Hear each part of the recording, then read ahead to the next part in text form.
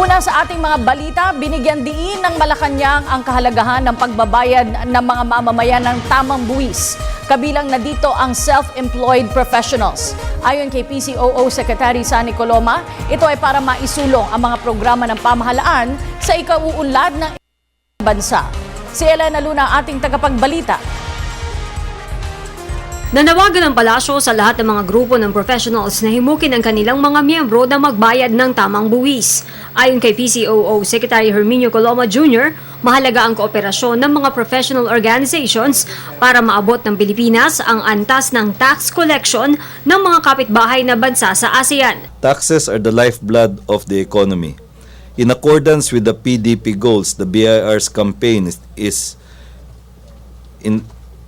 to intensify efforts to increase the country's tax-to-GDP ratio to 16 to 18% by 2016. As of 2013, the country's tax-to-GDP ratio reached 13.6%, but still below the 17% recorded prior to the Asian financial crisis in the 1990s. The government is committed to strengthen its tax collection efforts and make its tax-to-GDP ratio at par with its ASEAN counterparts.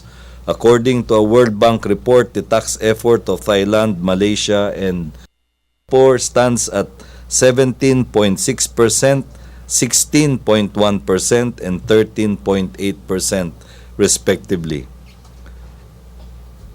We call on all professional organizations to urge their members to pay the right taxes and help in the country's overall economic development efforts. Ayon kay Secretary Coloma, layo ng BIR na mas maraming makilahok sa kampanyang ito at walang pinupuntirya ang gobyerno na partikular na grupo dahil bahagi ito ng serye ng mga ads sa iba't ibang industriya. Kaya nga nananawagan na lang tayo doon sa kanilang civic spirit. Dahil Pilipino din naman sila. Gusto rin naman nilang makatulong sa pagpapaunlad ng ating bansa. At yan naman ang gusto nating makita. Hindi naman natin naisiraan o pahiyain ang kahit anong grupo. Ang panawagan dito ay yung makilahok sa pagpapalago ng ating ekonomiya.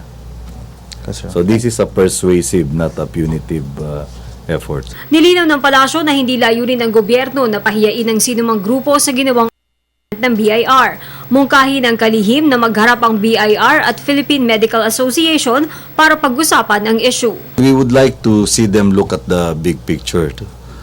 It would be regrettable if just because of differences on creative presentation, they will not abide by the campaign of the government. I'm certain that in their hearts, they want to contribute. Pwede naman pag-usapan kung merong mga pagkakaiba ng opinion. Para sa Telebisyon ng Bayan, Elena Luna.